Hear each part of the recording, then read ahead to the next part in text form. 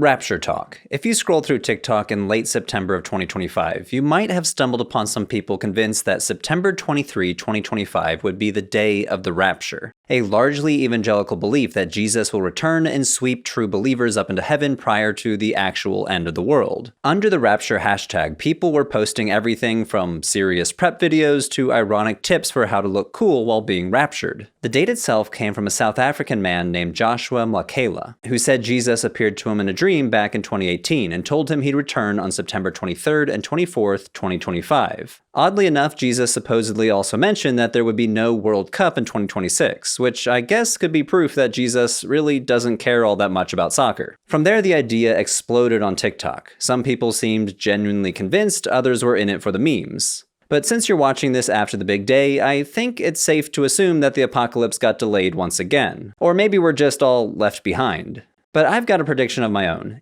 Even though his prophecy did not come true, he probably won't lose many followers. In fact, I would bet money on that prediction. Why do I think that? It's very reasonable to expect a religious movement to fade away when a prophecy fails. You'd think witnessing your prophet being wrong would be the ultimate letdown, and also an embarrassing letdown. Outsiders could mock you for believing in a prediction that did not come true, and it would be easier to just quietly slip away and disassociate from a group that suddenly looks naive and irrational. From the outside, that seems to be the obvious outcome. Failed prophecy equals failed movement. But one of the most counterintuitive findings in the sociology of religion is that most groups not only survive prophecy failure, but often come out stronger. Consider the Baptist preacher William Miller, who in the 1840s predicted that Christ would return in 1843 and then again in 1844. When the predicted day came and went with no second coming, the event became known as the Great Disappointment. But rather than collapsing entirely, many of his followers regrouped and reinterpreted the prophecy. Some eventually formed the Seventh-day Adventist Church, which now has millions of members around the world.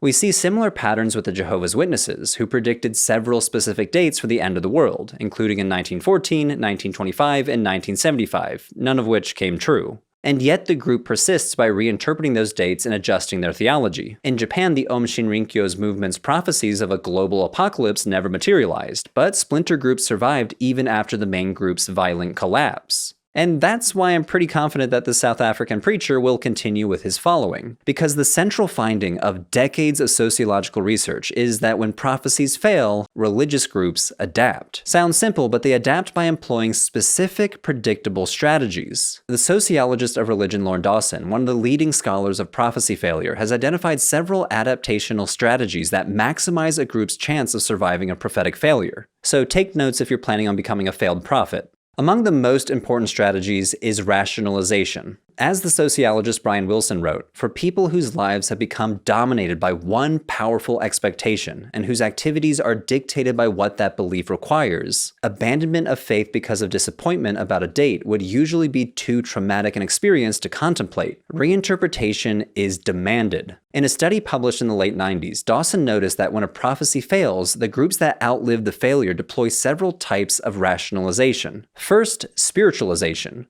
Groups spiritualize the prophecy. While they were expecting an empirically verifiable event in the here and now, they say the event actually did happen, but in a spiritual sense. Maybe in our hearts and minds. One of the most explicit examples of a group rationalizing a prophetic failure by spiritually reinterpreting the outcome is Ichigen no Miya, a Japanese new religious movement that draws ideas from Shinto and Buddhism that arose after World War II. On June 14, 1974, the leader prophesied that an apocalyptic earthquake would strike Japan 4 days later, on June 18th at 8 a.m. sharp. A very precise prediction, but when the earthquake never materialized, the leader of the movement claimed that God had transferred the cataclysm to my own body. In other words, he pulled a Jesus Christ maneuver and took on all the pain and burden of humanity onto himself to avert the disaster. Thus, the apocalypse was spiritually reinterpreted, and the movement continues to this day. Another form of rationalization is what sociologists call the test of faith. In this framing, the failed prophecy isn't treated as a mistake at all, but a divinely intended trial to separate the weak from the true believers. The logic goes that only those who remain steadfast in the face of disappointment are worthy to carry on. This interpretation can take a lot of forms depending on the group's theology, history, and leadership. One striking case is the Pentecostal Christian movement called the Church of the True Word. After spending 42 days huddled in a bomb shelter for an apocalypse that never arrived, the members emerged celebrating. Their leader reframed the anticlimax as proof that they had passed the test. Their willingness to persevere and endure had pleased God, and their faithfulness stood as an example to the world. The third form is human error. The group announces that they simply interpreted the signs of the prophecy incorrectly. This might lead to a new date being set. For example, the late evangelical radio broadcaster Harold Camping predicted that the rapture would occur on May 21, 2011. But when that date came and went without incident, he recalculated it to October 11th instead, which he also got wrong. As it turns out, though, he kept a loyal following to his death despite his multiple failed prophecies. And finally, the fourth form of rationalization is blaming others.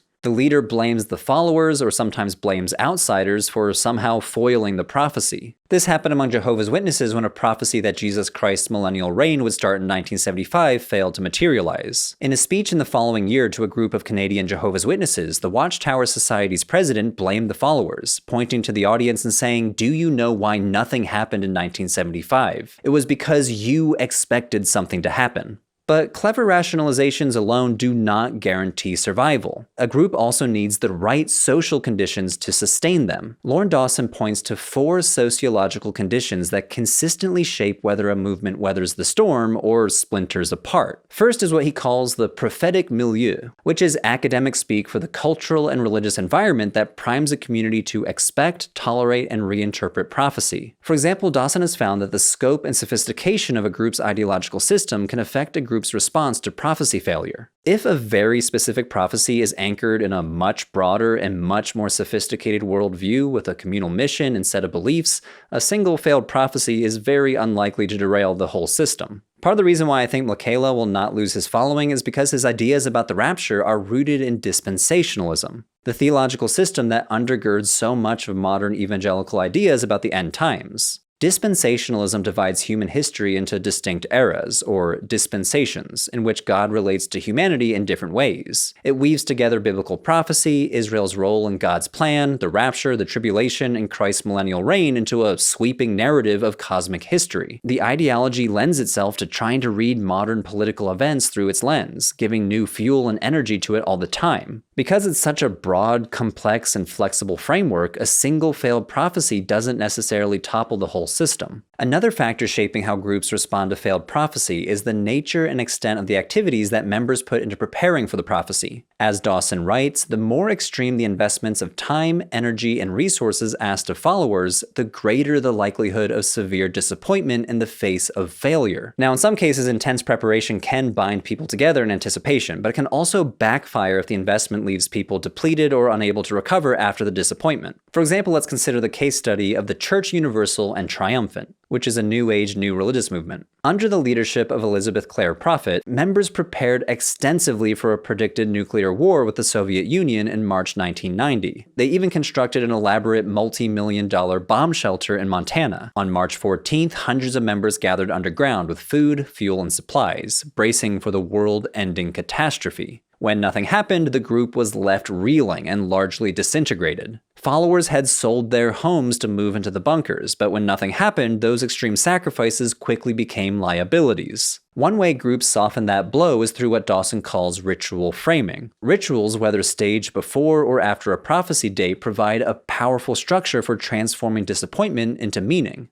Anthropologists note that rituals do a lot for communities. They can create altered states of consciousness, intensify group identity and solidarity, and channel a group's emotions. A striking case comes from the Unarians, a UFO-based religion that was founded in the 1950s. In the late 1970s and early 1980s, Unarian leaders predicted that a fleet of spaceships carrying advanced space brothers would land on Earth and usher in a new age of enlightenment. When the predicted landings never materialized, rather than abandon their expectations, the group ritualized the failure by transforming it into a repeatable psychodrama that they called the Isis-Osiris cycle. A psychodrama is a kind of structured role play where people act out imagined or remembered events as if they were happening in real time. In the Unarians' case, members reenacted cosmic dramas of betrayal, destruction, and redemption, casting themselves as actors in an internal story that stretched across lifetimes and planets. Even for those who only watched, participation was said to have a healing effect, confirming the deeper truth of the prophecy. In this way, the Unarians didn't simply explain away the failure. They enacted it. They ritualized it. The missed UFO landing became a sacred drama to be relived, reinterpreted, and embodied through ritual. Which leads us to Dawson's next factor: a decisive response from leadership. What often proves critical to survival is how quickly and convincingly leaders step in once a prophecy fails. The group's leaders must not waver. They need to provide a clear explanation and chart a path forward. This happened following that failed prophecy in 1975 for Jehovah's Witnesses, when leadership reinterpreted the outcome, reassured the faithful, and kept the movement on course. When the Church of the True Word emerged from that bunker, the leader almost immediately held a prayer service, telling her followers it was a test of faith. Did you have victory? The Lord has brought the people closer to him. There is not division. There's a fellowship here, and we are the holiness people. But other groups show what happens when that kind of leadership falters. Which brings us back to the Church Universal and Triumphant, that New Age religion we mentioned earlier. Sociologists Lauren Dawson and Bradley Witzel argue that the collapse of CUT was not inevitable. Yes, it was shaped by how much members had sacrificed. Remember, many of them sold all their stuff to go into those bunkers. But it was also shaped by how poorly their leaders responded. Elizabeth Clare Prophet did not offer a swift and persuasive rationalization. She hesitated and retreated into her inner circle and provided only vague reinterpretations. Without a clear narrative to anchor them, members grew disillusioned and most abandoned the movement. The lesson is clear. Decisive leadership can help a group survive prophecy failure in that critical window of disappointment. Leaders who can swiftly redirect their followers with a plausible explanation can preserve and even strengthen their movement. Leaders who hesitate or fail to communicate effectively can preside over rapid collapse. Even so, the Church Universal and Triumphant never fully disappeared. It lost the bulk of its membership, but it does continue to this day in a much smaller form, though with less apocalypticism and a return to New Age spirituality. The last and maybe the most decisive factor is in-group social support. A lone believer rarely has the resilience to weather a failed prophecy. The ridicule and doubt are simply too overwhelming. But in a tightly knit community, the collective bonds act as a kind of buffer, making even the most far-fetched rationalizations feel plausible. Dawson stresses that it's not about sheer raw numbers, as in the number of people who happen to belong to the group is really not a determining factor for whether or not it will survive prophecy failure. What matters more is the density of connections within the group, how often members interact, how many overlapping social ties they share, and how much of their daily life is bound up with the community. A large but tightly knit community can weather disappointment more effectively than a small but loosely organized membership. So overall, rationalizations provide the script. They offer ready-made explanations like it was a test of faith or it was fulfilled spiritually. But those explanations only take hold if there's a stage for them to be performed, and that stage is the social conditions of the group itself. Without strong in-group bonds, decisive leadership,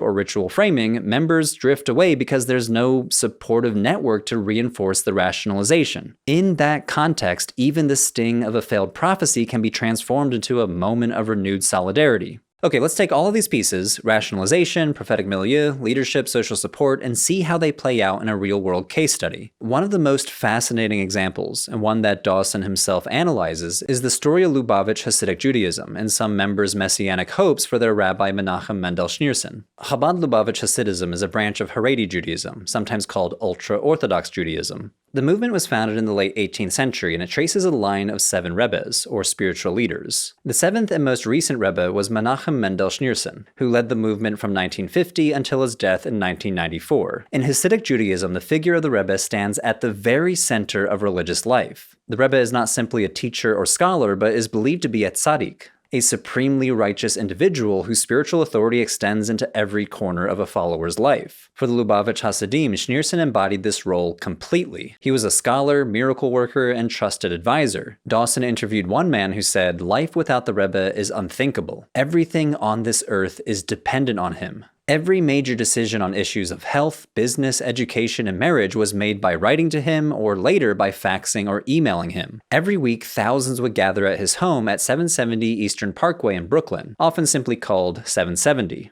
By the late 1980s, many Lubavitch Hasidim began to believe he was not just a holy man, but the long-awaited Messiah, Moshiach. Now, he himself never explicitly claimed the title, but his teachings, his mystical interpretations of current events, and the messianic songs chanted at his gatherings created an atmosphere of expectation among many of his followers that he was indeed the Moshiach. But when Schneerson suffered a series of strokes and then died in 1994, it looked like a prophecy failure on a massive scale. If he was the Moshiach, how could he die? For outsiders, the obvious conclusion was that the messianic hopes would collapse, and yet that's not what happened. What did happen was a fracture within Lubavitch itself. Some followers, often called the Messianists, insisted that Schneerson was still the Messiah. Many others, called anti-Messianists, rejected these interpretations. While exact numbers are difficult to pin down, by all accounts, the anti-Messianist faction is the majority within Chabad Lubavitch Hasidism today. The mainstream Chabad leadership who runs the formal institutions actively discourage messianic declarations, but Messianist factions still exist, particularly in Brooklyn, where you can see signs proclaiming Schneerson as the Moshiach.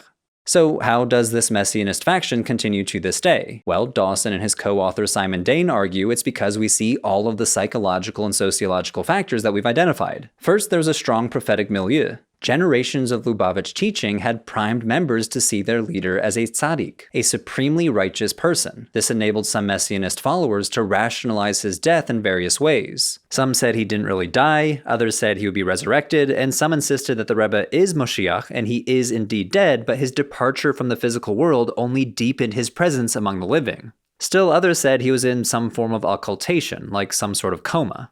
One man Dawson interviewed put it this way: "For me, the question as to whether or not the Rebbe underwent a physical death is not so important. What is important is that we continue to follow his teachings about the Messiah and redemption. I personally believe that he is sleeping, like he is in a coma. When someone is in a coma, they are still alive. For tzaddikim, the term death does not mean that they lose their physical body. The Rebbe was buried, he is in his grave, but his body is intact. This is not unusual for a tzaddik." Here we see the rationalization that Dawson calls spiritualization, attempts to reinterpret his death as something else, something greater. A fringe group within this Messianist movement even suggested that he might be God. In a 1996 issue of a Messianist Lubavitch magazine, an author wrote, "The Rebbe is in essence the being of God enclosed in a body. He is by nature omniscient and omnipotent, and all material and spiritual blessings flow from the Rebbe. The Rebbe is in fact the boss over nature. He delivers a symphony of countless harmonized details of particular divine providence and has an effect past, present, and future.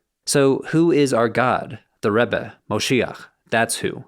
This, of course, is a scandalous idea to most Jews, even to many Messianist Lubavitch Jews. Regardless, it is one example of spiritualizing a failed prophecy. Next, the preparations and leadership response set the Messianist movement up for success. Leading up to the death of Schneerson, there were not financial sacrifices like selling your homes to move into a bunker. Instead, they were taking part in massive outreach programs. Throughout the 1980s, Schneerson launched a big "We Want the Moshiach" campaign. This involved placing advertisements in Jewish newspapers, sending emissaries around the world, and urging Lubavitch Jews to make the coming of the Messiah the centerpiece of their lives, encouraging followers to see their everyday religious duties as concrete steps toward hastening redemption. In effect, the campaign created a worldwide movement of highly motivated members whose activism gave them both a sense of purpose and a shared mission.